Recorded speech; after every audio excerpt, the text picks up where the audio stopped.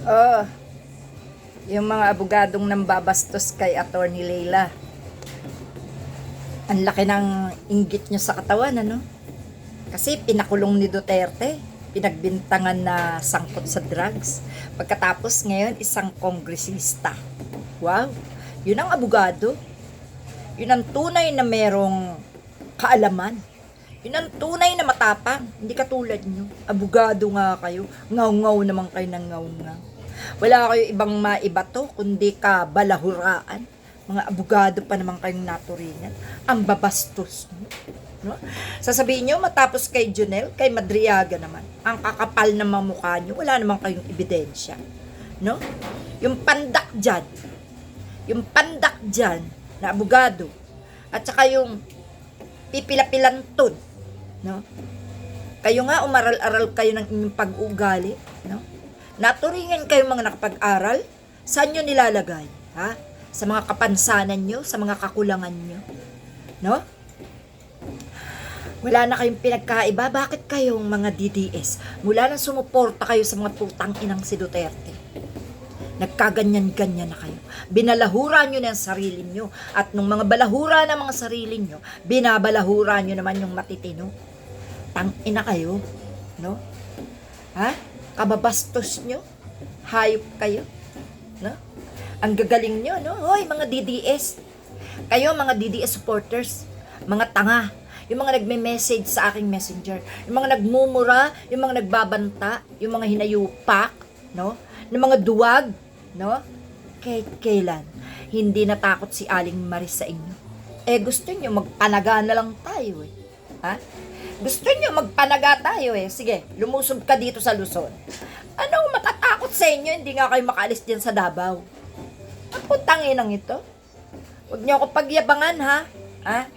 Ako, sinasabi ko lang ang lahat ng nangyayari para ang mga taong matitino may idea. Hindi katulad ng iba dyan, ng mga pinapatay, yung mga iba dyan na sinasangkot ang pamilya para magpakamatay na lang. Hindi ako katulad nun. Nasusundin dahil sa takot. Tangin na kayo. Ha? Mga gago pala kayo eh. Kung yung tatay nyo, palamura, putang ina, sa inyo ko rin gagawin niyang pagmumura. Dahil alam nyo bakit? Kamura-mura kayo eh, mga putang ina kayo eh. Ha? Kayo ba matino? Yan bang mga bunganga nyo, may pagmamalaki nyo? Yan bang mga bunganga nyo, pinagkukunan nyo ng tapang? Putang ina nyo eh. Gusto nyo? Ano? Panaga tayo? Ha?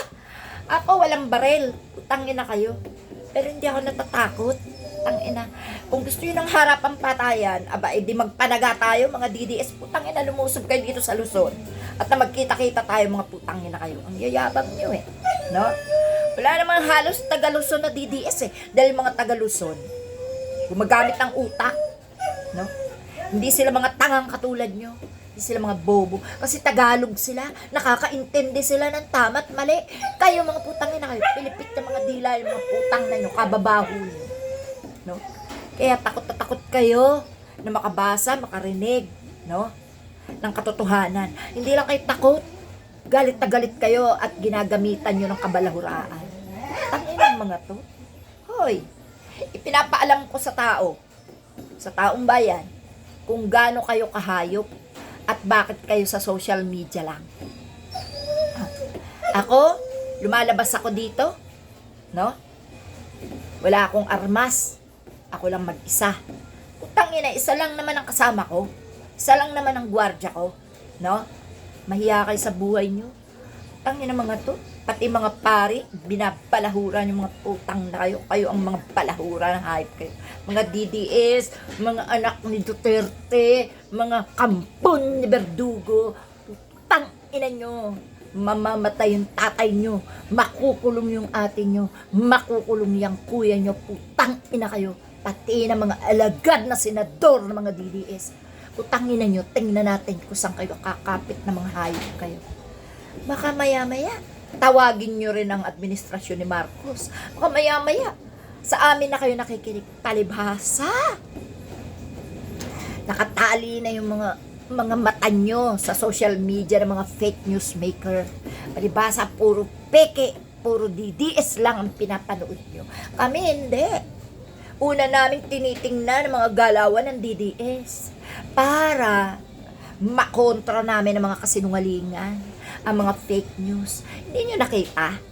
Hindi ako member ng mga miyembro ng DDS, ng mga grupo ng DDS, pero na ipopost ko ang lahat ng kasinungalingan, no?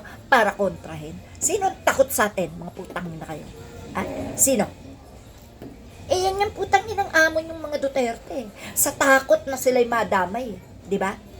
Mga mamamatay tao na. Di ba? Sino mga tunay na magnanakaw? Sino mga tunay na mandarambog? Di ba mga Duterte? Mga Duterte, naghanap ng damay. Kaya yung mga tangan senador na DDS, nadamay na. Kasi nga, nahawahan na ng katangahan. At sinulsulan nyo rin na mga tanga at bobo. Kaya ayun, sama-sama kayo sa impyerno, mga putang ina kayo.